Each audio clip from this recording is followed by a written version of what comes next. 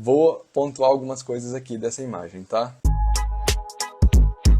Quero primeiro que vocês percebam uma coisa que a gente já discutiu, que eu falei inclusive na live da Doma, né, da Patrícia, como a gente tem poucos elementos aqui. Isso é fantástico, na minha opinião, porque quando o projeto ele tem coesão, quando é um projeto potente, ele por si só, ele traz isso pra gente. Então é como se a gente revirasse ele do avesso e ele por si só trouxesse essas respostas pra gente. Então essa integração com esses espaços, essas texturas, essa integração com esse paisagismo, tudo isso nos oferta isso, né? Eu não preciso decorar essa casa, né? Ela por si só, ela comunica. E aí, lógico, a gente precisa do básico, né? Do mobiliário para que a gente consiga utilizar esse espaço. É o que ele faz aqui. Então a gente tem poucos elementos, mas que também traz uma sofisticação. Outra coisa que eu quero que vocês percebam é a qualidade das aberturas. A gente tem não só a qualidade, como a tipologia. Então a gente tem aberturas aqui que são pivotantes. Então a gente tem o aproveito máximo dessas aberturas, então a gente não tem portas de correr, né?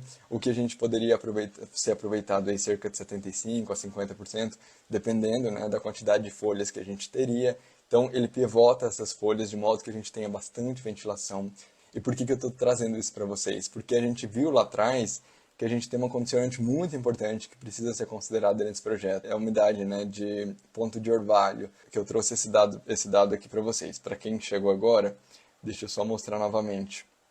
Então, a gente tem essa condição muito específica aqui desse projeto, que nessas datas, né, entre junho e novembro, mais ou menos, a gente tem ali passe de opressivo, né? Então, isso precisa estar considerado nas estratégias passivas aqui. Por isso, então, ele considera abrir essas aberturas o máximo possível para que a gente tenha ventilação constante, ventilação cruzada nesses ambientes, para que o ar seja regenerado e para que a gente consiga tirar essa umidade do ar. Então, grandes aberturas e o máximo de aproveito delas. Percebam também as aberturas quase que zenitais, né? Mas são aberturas superiores, mas que traz também muita iluminação para esse projeto. Percebam esse forro também, que é um forro vazado, né? Mais estético, mas eu confesso que eu gosto bastante. Eu gosto como ele marca o piso, isso também traz, né, elementos visuais para o projeto, né, como ele manipula as sombras e essa sensação também de projeto. E de alguma forma também vai funcionar como uma... eu vou tentar aqui defender, mas de fato eu acho que vai funcionar como uma espécie de uma prateleira de luz. Calma que eu vou explicar. Porque a prateleira de luz ela tem esse intuito de tentar controlar a iluminação direta, né? Talvez aqui também ele tenha esse intuito com essa espécie desse brise aqui. Aí aqui, lógico, eu vou fazer a provocação de sempre que eu faço para vocês. Cadê o porcelanato? Né? Um porcelanato de 3 por não sei quanto, que custa aí 400, 500 reais a peça. Então aqui a gente não tem. Além da gente não ter esse porcelanato, né? A gente não tem perda alguma aqui. Não tem perda. Então percebam isso, assim, que a gente não tem porcelanato nas paredes, a gente tem uma parede de taipa belíssima, a gente não tem escada com mármore, com revestimento, a gente tem, lógico, uma textura, né? Talvez, me parece que a gente tem um cimento polido ali, mas diferente daquele tradicional, talvez com pigmento, não sei. Ou talvez até aquela técnica do stuck, né? Mas com uma resina específica, também não sei. É um palpite. Mas que não perde nada pro revestimento, né? Pro mármore, pro granito, enfim. Percebam também a linguagem desse corrimão, né? Que é super importante também, que eu acho que, por mais simples que seja, ele é sofisticado, ele tem classe, né? É muito sofisticado, muito contemporâneo, e eu acho muito importante a gente avaliar isso também. Do outro lado a gente tem mais uma imagem, né, desse pátio interno. Percebam outra coisa também que eu esqueci de falar para vocês, essa questão da estratégia do espelho d'água, então, para aumentar a umidade relativa do ar. João, mas e aí? A gente tem uma estação que é muito úmida, de fato, mas a gente também tem que pensar que a gente tem... Aqui, na verdade, né, é muito complicado esse projeto, e isso eu acho que foi o que mais me chamou a atenção, porque a gente tem um 8 e 80. Determinadas estações está no seco.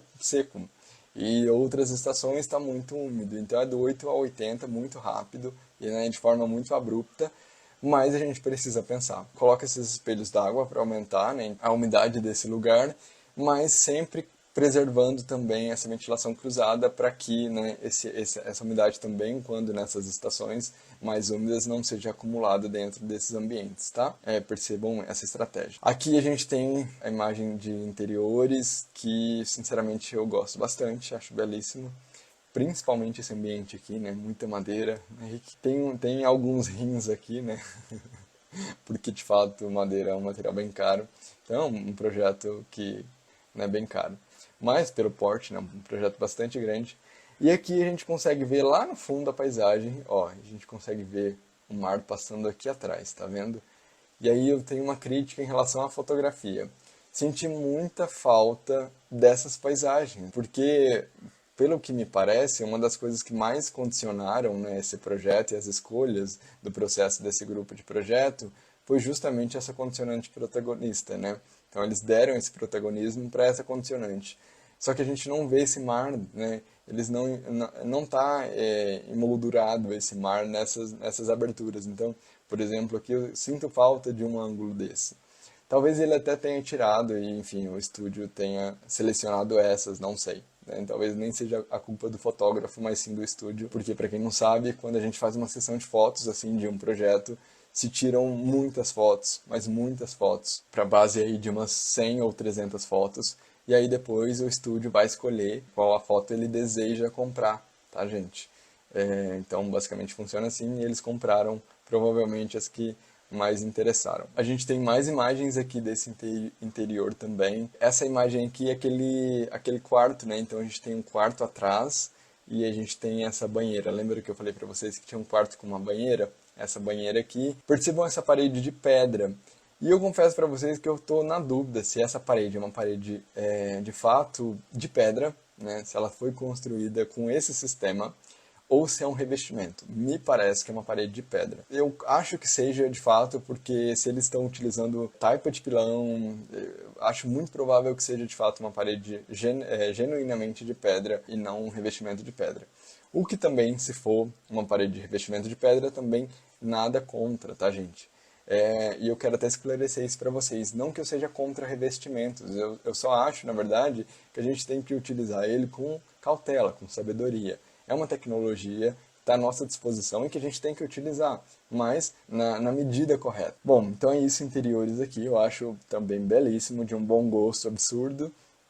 Gosto muito de todas as escolhas, da paleta de cores, tudo acho que que é original também, né?